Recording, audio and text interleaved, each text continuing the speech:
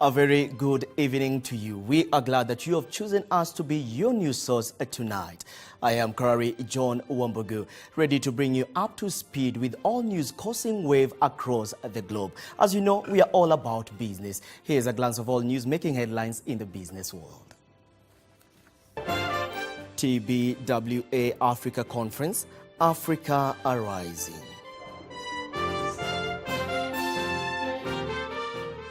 People don't give priority to that kind of business, like planting trees for wood fuel production. Low Carbon Pathways Conference, Nairobi. Environmental consciousness? Yes, please.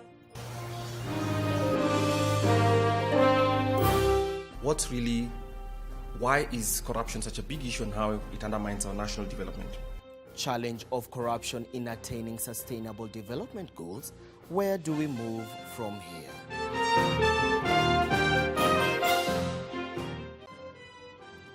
The world as we know, it is quickly changing before our very eyes, thanks to science, innovation, and technology. It is for this reason that the TBWA, a disruption company, held an annual conference at Trademark Hotel Village Market, bringing together minds in the disrupting technology together.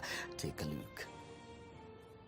How do we grow ourselves into a different experience? Mother Africa is positioning herself to be part of the fourth industrial revolution, having missed the first three. One such organization is TBWA, a company that creates disruptive ideas that locate and involve brands in culture, giving them a larger share of the future. The group CEO, TBWA South Africa, Sean Donovan, highlighted why TBWA held the annual conference. TBWA is it's a fantastic network made up of the best agencies in every country.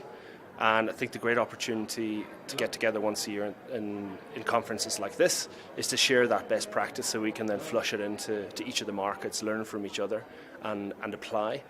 We are, of course, the disruption company. And core disruptive creative is what we do, and that will always be our North Star for our clients in each of the markets.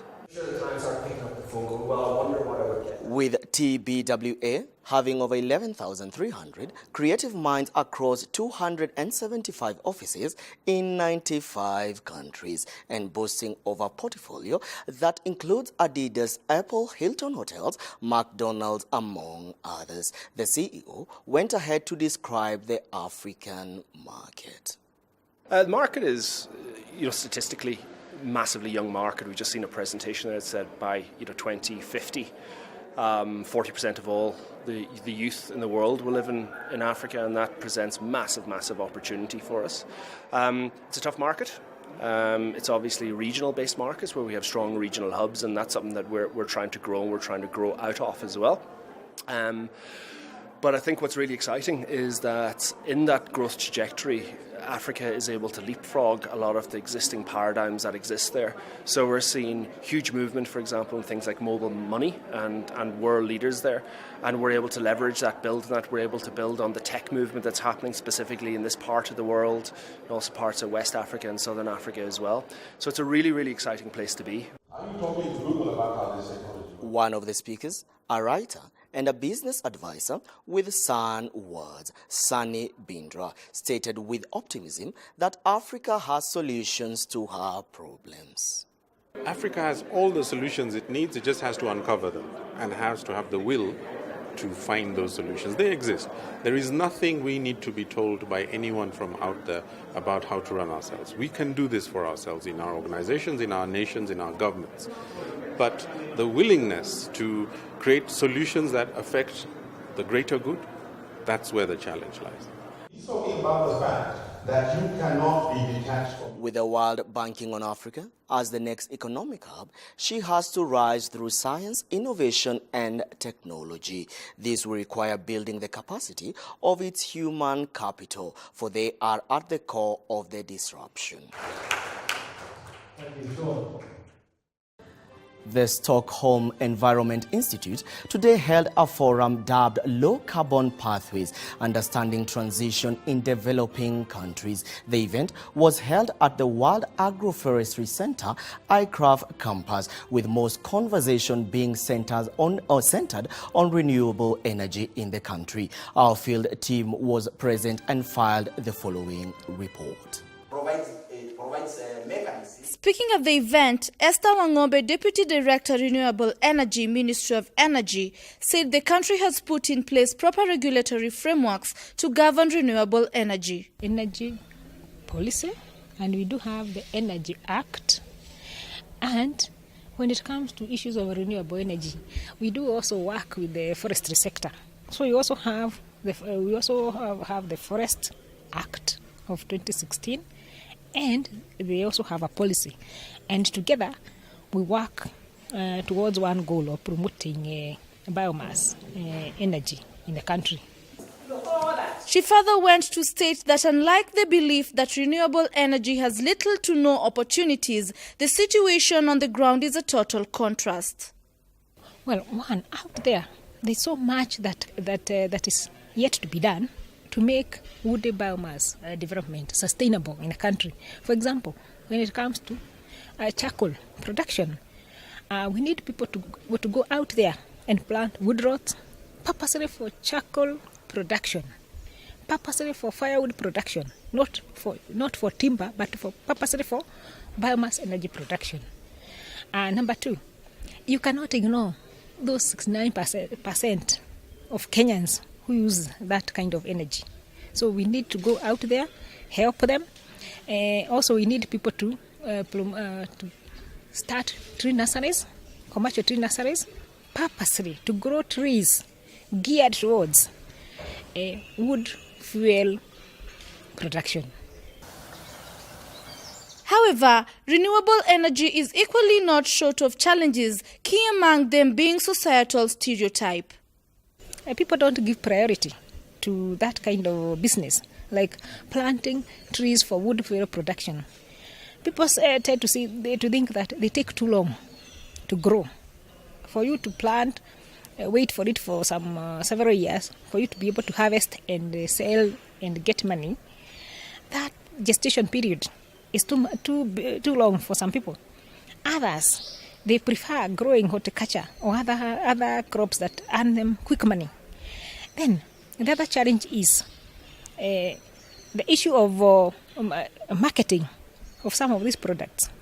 There are so many vikwasos that people say, no, let me go to another business. Let me grow trees for timber, not for charcoal and firewood production.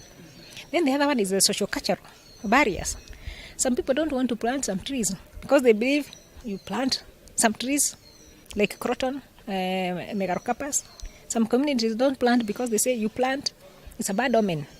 Others believe that trees are there, they are planted by God. Why should I plant? I can cut, burn my charcoal, and wait for another one to regenerate. My grandmother may not understand really what Jenny Liu, SPRU, University of Sussex, UK, said for low carbon pathways to be achieved, developing countries must align themselves to global pathways. At the global level, we have these ideals of where we want to reach in terms of 1.5 degrees, and there's a consensus at the global level that we need to reach this. But things look very differently at the local level, even in a country like Kenya.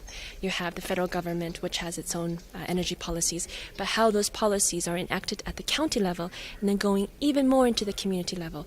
What are the problems, the priorities of community members? Is it a social issue or is it an economic issue? And we need to link those social, economic issues to climate change and not think that climate change will actually drive forward action, because mitigation action is something that is more long term. And what drives you and me to behave in a certain way is actually quite short term. So if I want to reduce the impacts of climate change, does that mean I want to improve energy efficiency? That would be a benefit to me. I could save on costs of electricity, and then as a result also improve climate mitigation actions. With climate change rearing its ugly head every single passing day, stakeholders must strive to adapt and adhere to low-carbon pathways.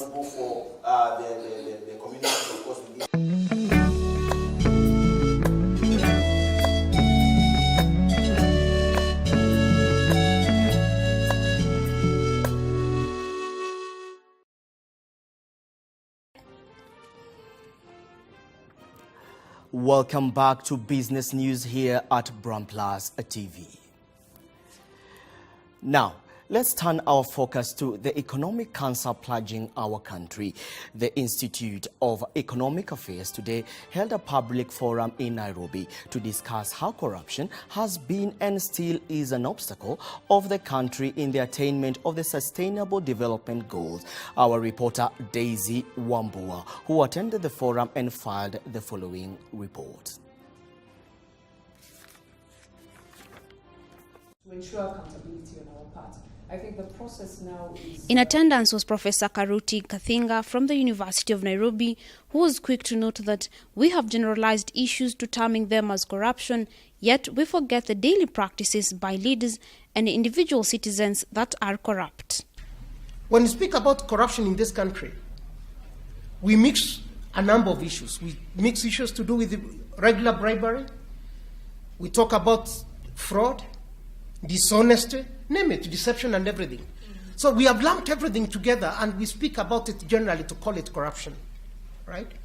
There's nothing wrong with that because I think everything, fraud, deceit, abuse of office and everything else is corruption. But there are certain things that we practice on a regular basis as individual citizens and as leaders that are corrupt, fraud, dishonesty, but then we take them for granted and start speaking about corruption because we have seen people being taken to court. Kenya. So the private sector, I think... He continued to point out that the larger issues of values and standards were not accorded the attention they deserve. Then went on to state that some of the factors that have made corruption to thrive in the country. Lack of values, lack of integrity as the underlying foundation for what we call corruption today in this country. No matter what we do, even if we increase the number of arrests, the most common which we rarely pay attention to is inefficiency in supply of services and delivery of government services, public services. I mean, inefficiencies in delivery of services is something that we may want to start paying attention to because the poorer the service delivery, the more the room for corrupt actions to arise. Instances there. So, He equally outlined the consequences of corruption in the country. But someone tells me that even if you put a billboard on something, money is usually eaten when the budget is being prepared. So it's a different story altogether. The last thing really to mention here, we need to think about the relationship between our taxation and corruption. I think still that if we mobilize ordinary citizens to become taxpayers, but add taxpayers with a voice, it would make a lot of difference. If we told borders they are in charge now of adding the voice to how their money is being used in this country, it would make a lot of difference. Very different constituencies in the voice against corruption. I don't think the traditional constituencies in the fight against corruption will deliver it anymore. The voices have been captured, the voices are tired, we need new voices, and those new voices belong to the ordinary citizens who are paying taxes in different ways. And the final remark to make is really, honestly, our education system and our curriculum are outdated in terms of the values they instill on anyone.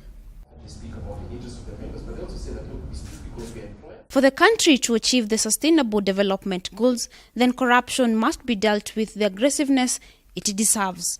For BULLETIN TV Business News, I'm Daisy Wambua. Innovations towards clean energy.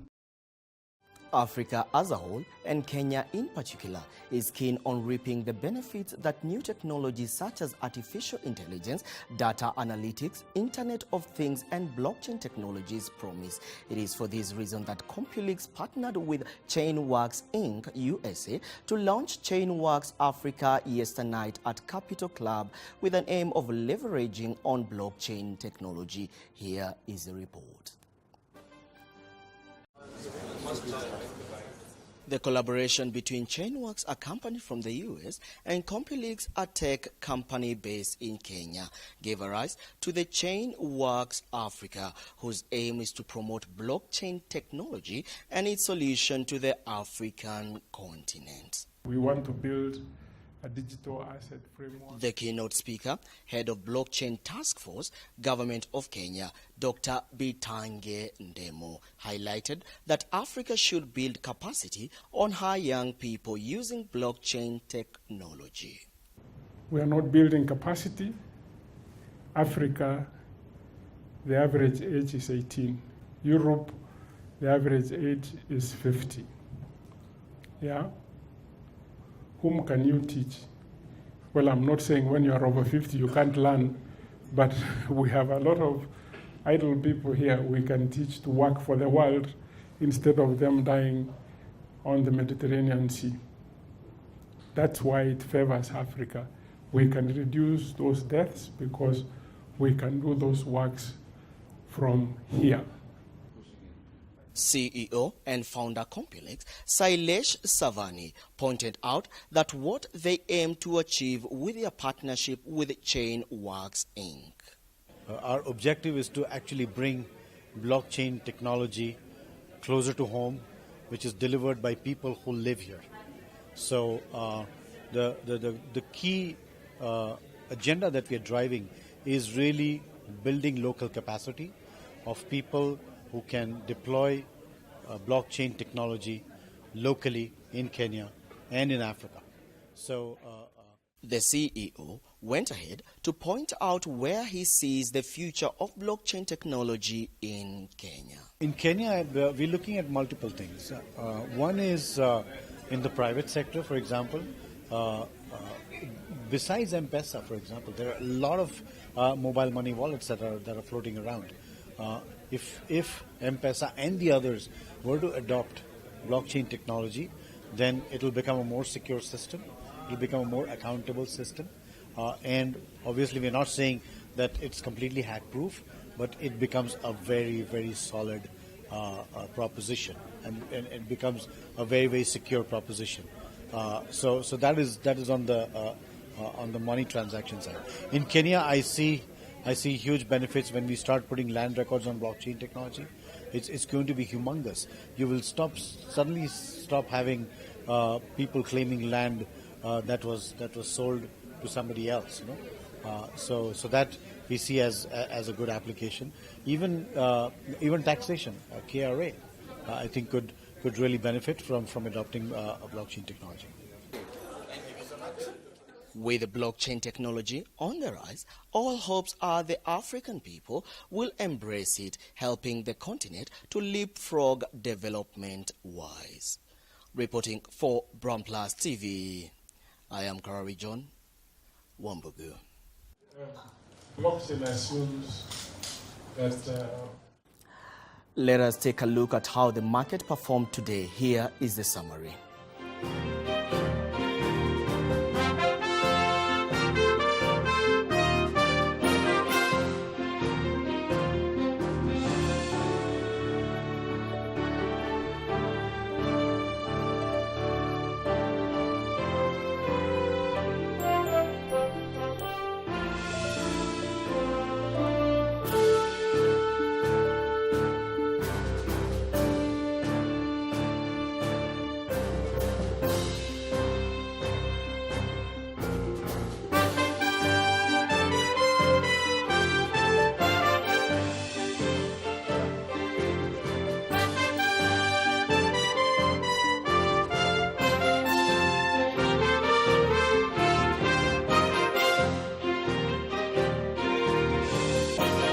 That is just a summary of how the market performed, but for more in-depth analysis of the same, tune in tomorrow morning at 8 a.m. for my next big bet with Rachel Nderito and Karanja Daniel.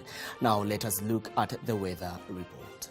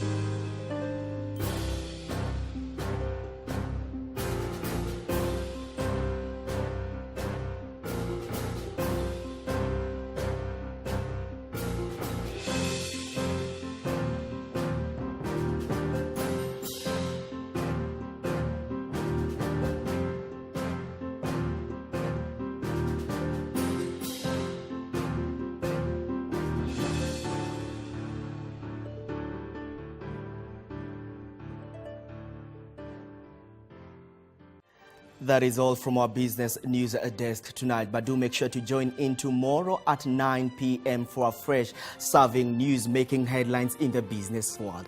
From us and the whole production team, it's a good night.